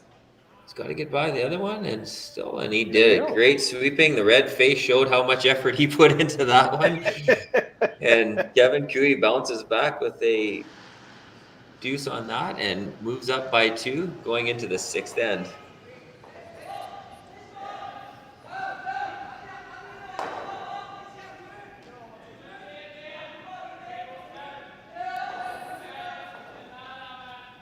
We asked Saskatchewan what they know about 5G.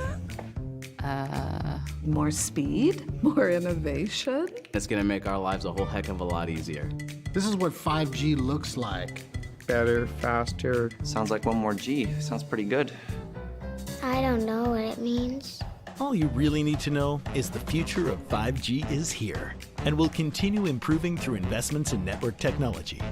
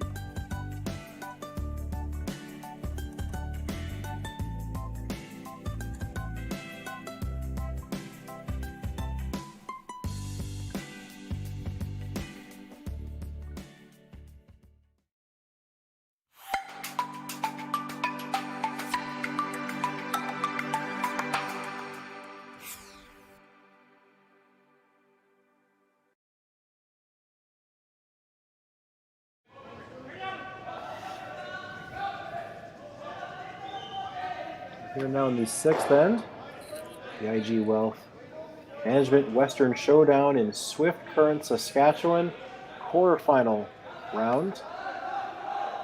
Game between Team Cooey and Team Epping. I'm Matt Sussman, and Jeff Chambers is alongside me. And Jeff, we just saw a rather open end, just a miss by John Epping on his last lead to a 2 out of nowhere for Team Cooey. Yeah, it was one of those ends that that went so well for Epping right till the very last shot. Looked like he was going to put on a real hard force, if not a steal opportunity, and then just a slight miss either on the line or the line call, and next thing you know, they just racked on the front just ever so slightly and give the opportunity for a 2-rate back. So the last couple ends have been quite up and down, and lots happening, and it just shows you got to pay attention right to the very last stone, because how fast things can change in this game, it's pretty crazy. So with that end, you got to put that out of your mind if you're Team Epping, and they've just thrown 2 corners stacked on top of each other. And Team Cooey just content with loading up the center of the house, looking like they're gonna possibly use the corners here. Yeah, the strategies over the last couple of years have changed ever since they've gone to the 5-rock free guard zone.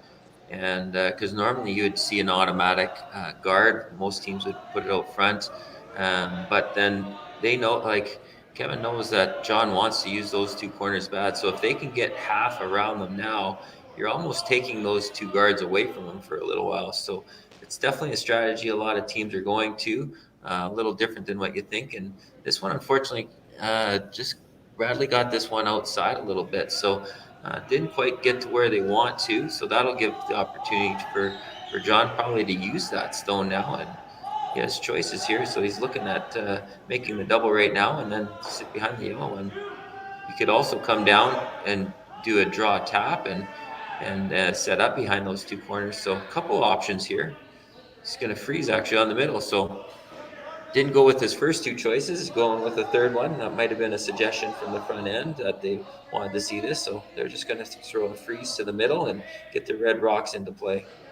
That was very nice of John Epping to show us all of the possibilities for everyone watching at home, and then landing on this decision as well. So absolutely, I didn't even need the teleprompter on that one. So it's like you 2 were in cahoots on that. Yeah. I guess I've played enough and watched enough of these that you kind of get a good idea of what the skips are thinking. Freeze attempt here by Patrick Jansen. Going to get a little bit of finish at the end. That is made.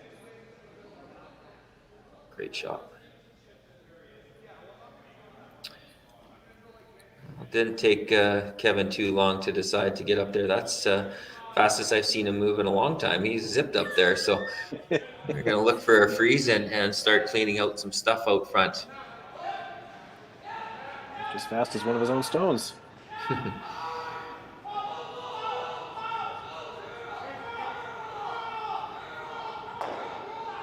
Mission accomplished.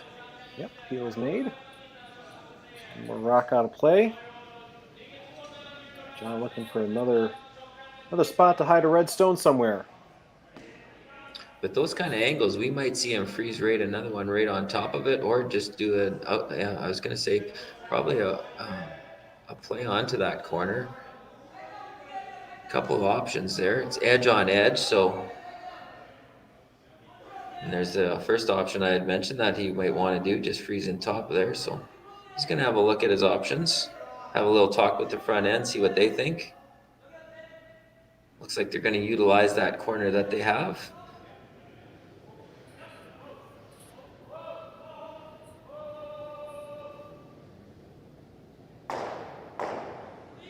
And one good one with this first. See if Patrick Jansen can freeze another.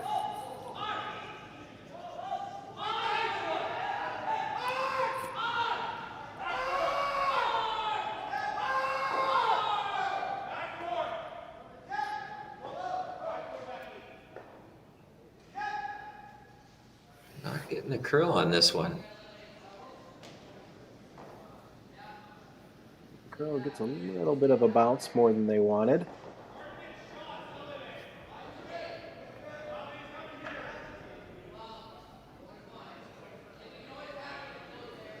That bounced enough, you can't get them both. No, it's a natural double, but there's definitely the gem on the outside yellow.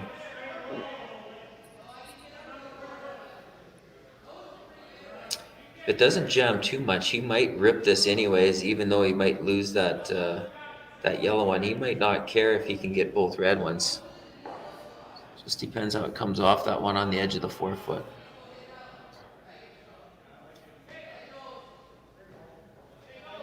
Yeah, even just to unlock it and then put both reds out of commission here.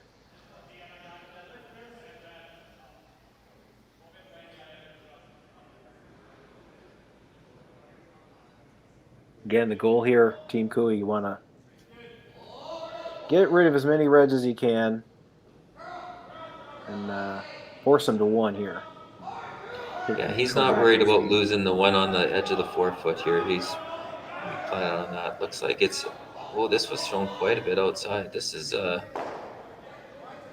little bit of a miss there. He must have been on that release to miss on the outside of the rock there, because Kevin did not have much ice for him, and that definitely will curl up there. So must have been just a little outward release. He's a little shocked at that one right now, and yeah, let's see what John does with that little bit of a miss and where he's going to position this one. Probably try another corner freeze.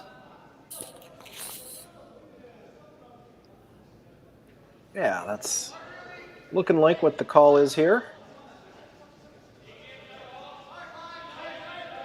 If Matt Cam can get an even better frozen rock there.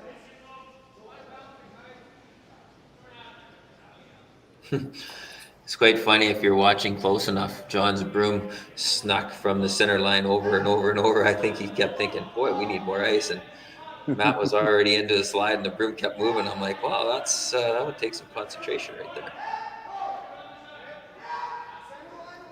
So we always have new sweeping strategies. I don't know if there's new line calling strategies. There, it looks like they've got an absolute beauty here. So yeah. Here's another one of those 4-4 with the 5-point bonus. Always want a generous grader there.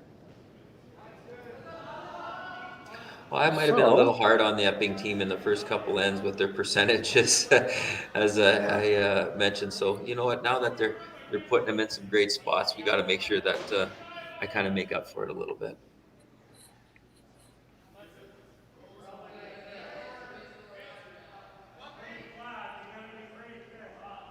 Cooey motioning for the double, like we said before. The red that he'd hit wouldn't go anywhere, but the second shot red certainly would go to the boards. Chance of redemption here for Tyler.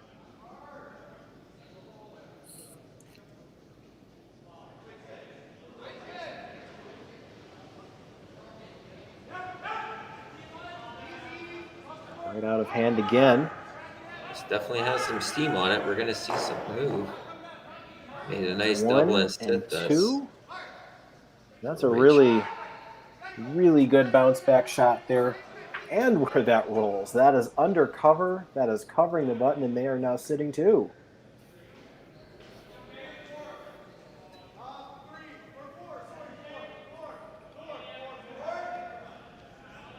So John's just calling for a nice hit and roll here. You would see some teams be tempted to throw back and almost have an opportunity to triple off just inside nose if you threw enough weight. You could definitely move a lot of rocks around, but he's choosing to just go for the hit and roll. I think he was a little look there, but he's going to stick with his original call where he just wants to hit and try to roll in behind the corner and see if he can deal with those ones on the center line afterwards.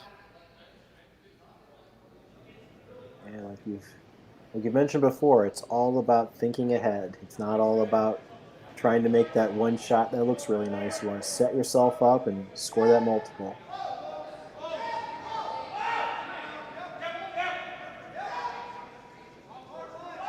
This is very close to being a great shot. Got the roll and just spun out. I don't know if he's too worried about spinning it right out right now. Kevin's going to look if that's a factor to deal with that rock right now, or if he wants to deal with the one on the back of the 4, or if he wants to try to cover up those ones in the center. So a couple options. And again, one thing about curling, there's no one strategy that works for everybody. We see a lot of different skips and a lot of different teams play much different games from one another. It's just what they're comfortable doing, and as long as if you win at the end of it, or if you make your shot and it works, I guess you did the right strategy. That is certainly one of the things they tell you when anyone is trying to learn curling strategy. Typically, there is one way to do it. You think there's one way to do it, and then you learn, oh, there's like 5 ways to do it, and I'm going to tell you one of them, and you might not like the way I do it. But It's all about what you're comfortable with. Absolutely.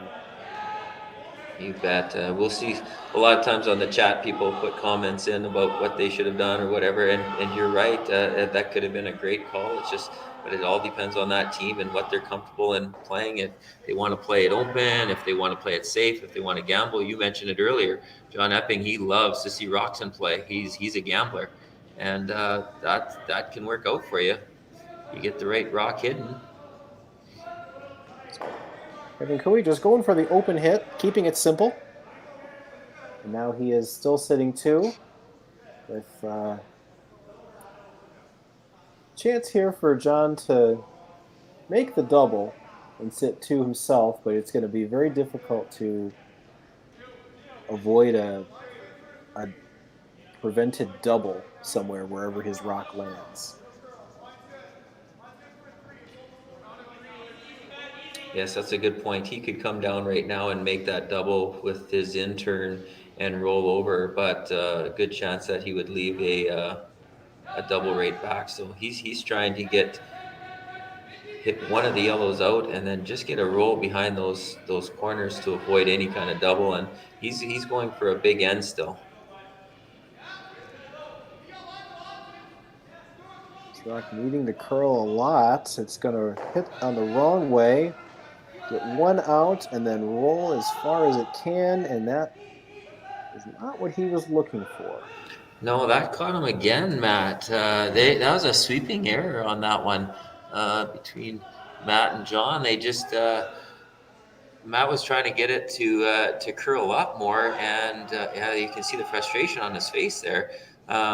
He was calling for the curl, and they needed to curl less to get more of a roll. Now we leave a half stone or quarter stone double for Kevin here to sit 3. So things can change so fast, and you can see the frustration by Matt there. Just missed the line call there, and those little mistakes can really come back and haunt you.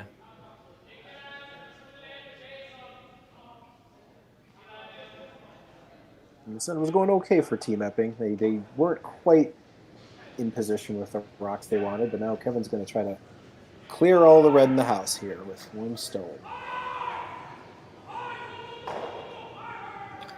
It's very nice, clean out of his hand, and another clean shot, and just out of nowhere we got 3 yellow ones. So that's going to leave a open hit for a single.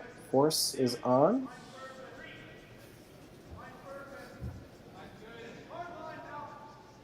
And that's going to put John Epping in a position that he is comfortable with in terms of needing to steal, but it's even more so. He is going to have to find some way, somehow, to score without hammer.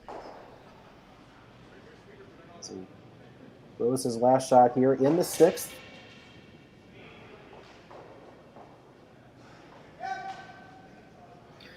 They like it right now, so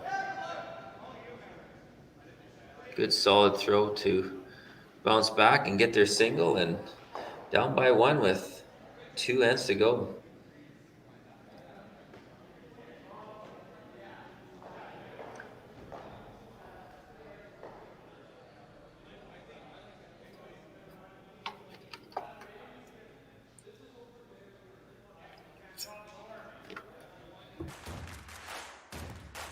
Imagine being able to stream every curling game from every sheet from any event, be it your Wednesday league game, bonspiel, or corporate event. Curling Stadium offers an all-inclusive streaming solution featuring high-quality cameras, ease of use, great reliability, and minimal installation. Offering your sponsors customizable ad space on your streamed curling games and being able to sell video packages to your corporate events for increased revenue. With Curling Stadium, you can stream to any device, be it your mobile phone, tablet, or computer. Push the feed to your desired platform, be it Facebook, YouTube, or any other social media. Curling Stadium is simply the way forward. Where it's commonplace in other sports to televise every game, we want to do the same. Curling is a global sport, and it's time it gets the coverage it needs. Make your curling club the next Curling Stadium. That's questions about if our houses are painted or the logo. Our events are always painted houses, but in the future coming out, I'm pretty sure we're going to be going to all logo houses. They're a great revenue source for any curling club. You can get your advertisements on there. And usually after the first year, the houses are paid for. It's all free money for you. So hopefully check Jet Ice out for your future in-house logo.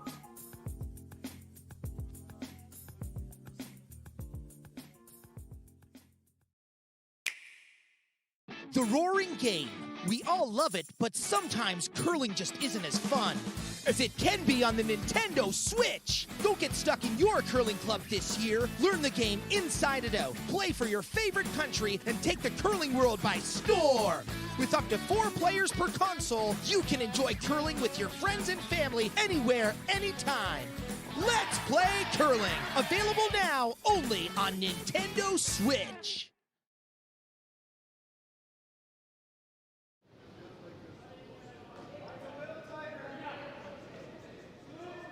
We're now here in the 7th end of the IG Wealth Management Western Showdown quarterfinal game between Team Kevin Cooey and Team John Epping. Epping scoring 1 in the 6th, which is about 1 fewer than he wanted. He is now trailing and without hammer. So Matt Sussman here along with Jeff Chambers. And Jeff, John Epping does have a lot of work to do. Absolutely. This is going to be a big uphill battle, being down 1 without to Kevin Cooey. This has been a back and forth action between both teams, and just a couple misses here and there between the teams, and it seems to be big point swings. I don't know if Kevin's going to let so many rocks into play this end, being 1 up. So it'll be interesting to see how many rocks do get into play and how many situations we get into as we near the end of this game. But it's a tight race so far, and John will be doing everything he can to get rocks up front and then hopefully hide some. And we're going to see some corner freezes, some draw behinds this whole end. So we'll see how he wants to handle it here. But I can tell you one thing, it's going to be very exciting, and we're going to see some great shots coming home here. And we've seen a lot of them already. We've had our money's worth here from probably the 3rd end onward. Has been just end after end of really nice shots, really interesting ends and angles. And Patrick Jansen here, like you said, looking for a freeze. Looks like that is the call here, trying to glue it onto one of those 2 yellow stones. One of the things that we'll see different here, Matt, too, with this game is both skips are ready to throw the rocks into play, ready to take it right to the last shot, because we normally will see a lot of games, especially when we're watching the slams, that we see so many blank ends now. And as you can see, we only had 1, and that was in the first end. And these guys are not afraid to go after it, and they try to get the multiple points. And it just shows how hard it is, because we've only had 2 ends that were multiple points so far this game, even though there's been lots of rocks into play.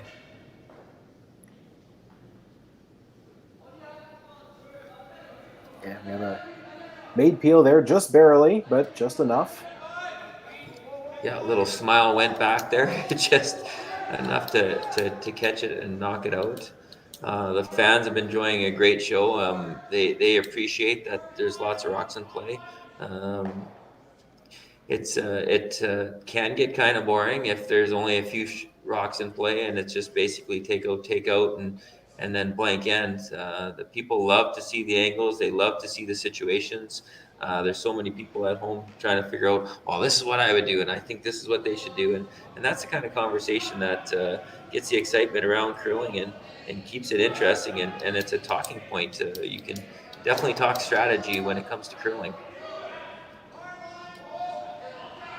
That's right. Everyone has their own opinion. You can be the armchair skip. It really lends itself to that. Even if you don't know a lot about it, you end up, I do so many instruction clinics at our club, and people who are new that come in just talk about how they find the game, and after half hour of watching, they go from not knowing what's going on to then not only knowing what's going on, but then having opinions about what should be going on.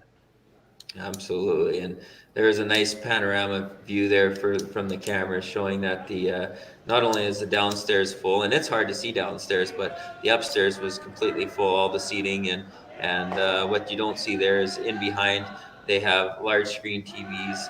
Every sheet has a TV going on, thanks to the SaskTel curling stadium and the curling zone. There, the games are right across on every sheet.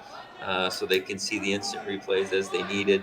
It's a great setup, and the locals and all of Southwest Saskatchewan so happy that the IG Wealth Management is back, and we just like to thank definitely, like I said, I've mentioned it many times, but SaskTel Curling Stadium and the Curling Zone and CBC Sports coverage for their online viewing as well. It's just been awesome to have so many people around the world, and some of the games I've done, I've reached out there and find out where everybody's from, and it's just amazing how people all around the world are just enjoying what's happening right here in my home community, and that makes me pretty proud. Swift Current's a pretty great place, and our slogan is where life makes sense. And I can tell you, I showed up for a job here that was supposed to be only 6 months long, and that was 22 years ago, and still here. Wow. So great community, and we love our curling and our hockey. I was at a hockey game today and watching our billet kids play with the Legionnaires for a win there. So it's just been a great day of action for me today. So I'm pretty excited to be here. Excellent. I was going to say, going back to the TVs, are we also, and we have over 1,000 views here on the live stream, but are they able to hear us as well, our commentary in the club? They turn those ones down. They're just live viewing thanks to the curling stadium, so they're always showing. But you'll notice a lot of people in the crowd, they have their phones and their earphones, and so that they can listen to it. And I notice a lot of the coaches do that. The coaches that were here with the teams, that they put the earphones in and they're listening to that commentary so that they obviously want to know what we're talking about, Matt, right? So. Oh, I was going to say it's probably very smart that they turn the volumes down on the big screens, but I was just thinking maybe with all the people there, they should start doing the wave. Oh wow, well, that would be something to do. If Chris Heikert's in the building, which he is, and Chris Heikert's a big reason. He played with Team Laycock here. They unfortunately lost just before this, going into the quarterfinals. But he's so active up there. We've had the cool shots going and so much action off the ice. And I know if you challenge, if we can get a hold of him, I bet you he'd get all those fans to do the wave. Or at least they'd wave. That's I was going to say, if they don't know what that is, if they just wave. We'd probably just see a lot of waves. Classic miscommunication. Anyways, let's talk about this end here. We've got a really interesting setup here. All the rocks that are in play are in the house. Epping looking to steal, but they're only sitting. Actually, they're not sitting anything. Kevin Cooley's sitting too. Yeah, there's going to be some neat angles. The guys are going to start taking some serious looks at this and figuring out how to maneuver it for the last shot or to avoid a multiple scoring end. So even though Cooey's sitting 2 right now, he is not comfortable with those red rocks and how they're positioned. John Epping might be looking at 2 right now, but he's sitting really well with where his rocks are located right now. Yeah, not a lot of them are easy to remove right now. Certainly the rock that's just biting top 4 is going to stay there for a little while, but all the same, looks like he's just going to throw some smoke at this. Yes, I promise you things will look different after this throw. Tyler Tardy. Get at least 1 red out as they fly, and just about everything goes. And so that certainly cleaned things up. Now, you might say, oh, well, now red is shot after being sitting 2. Now the other team's sitting 1, but I'm sure they feel a lot better now that is way less congested.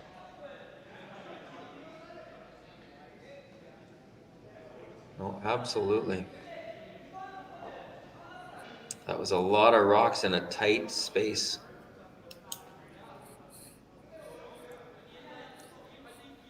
Looking at the broom, I'm guessing he's calling a guard here. He must be. I was trying to process if I missed a shot because I was pretty sure he still has 2 shots left. Oh no, this is his last shot. So yeah. So yes, he would be playing a straight guard. But again, it's out there with the swinging ice. This is a very tough shot. I know everybody's like, oh, just throw a guard on it, but to throw a precise enough guard out on this ice that swings so much, it's got to be so precise. And I think he's done a pretty good job. He's definitely showing enough there that he'll be able to hold a shooter. I think that was his first, because I think Tyler just threw the preceding shot. Well, that's what I was pretty sure of. I just couldn't see it in the background there, so I was not counting the rocks properly again, but I was pretty sure that, but I just couldn't see the other one there. Oh, yeah.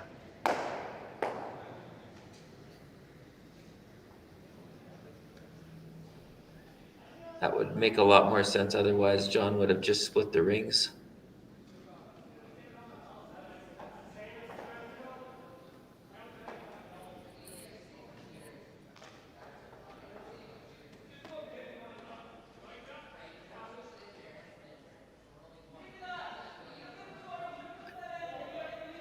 Guard not quite where he wanted it to be. Cooley with a chance here to lay 2.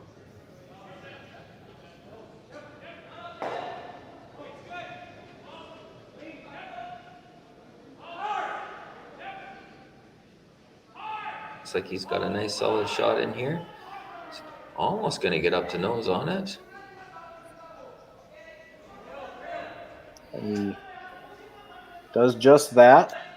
Lays open. Now this is where you got to be aggressive. This is not third end. This is the 7th end. You need to steal.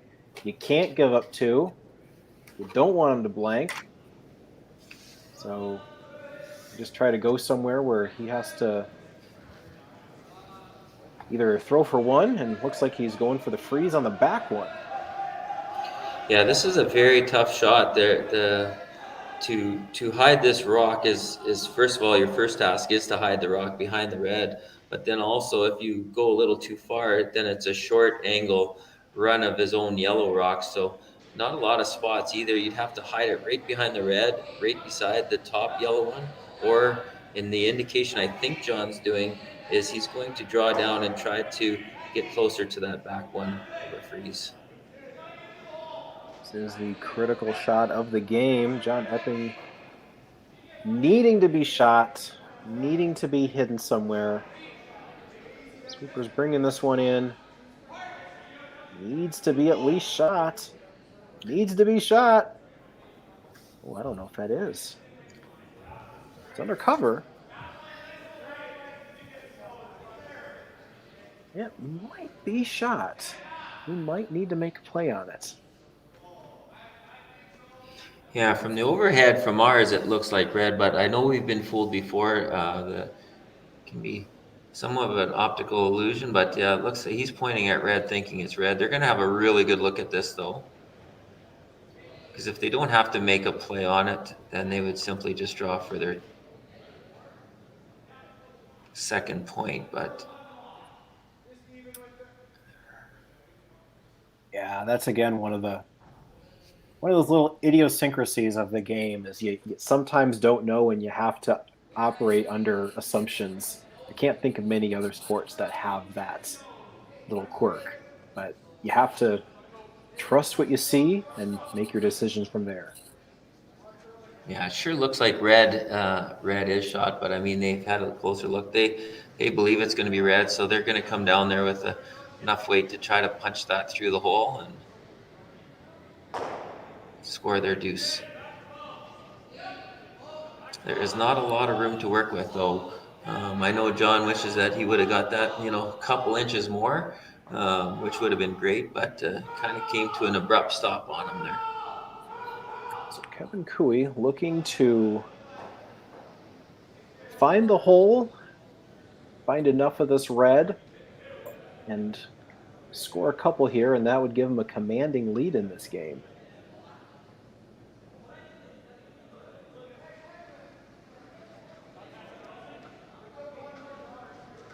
Final stone is out of the hand. They're not jumping it. They want this to curl.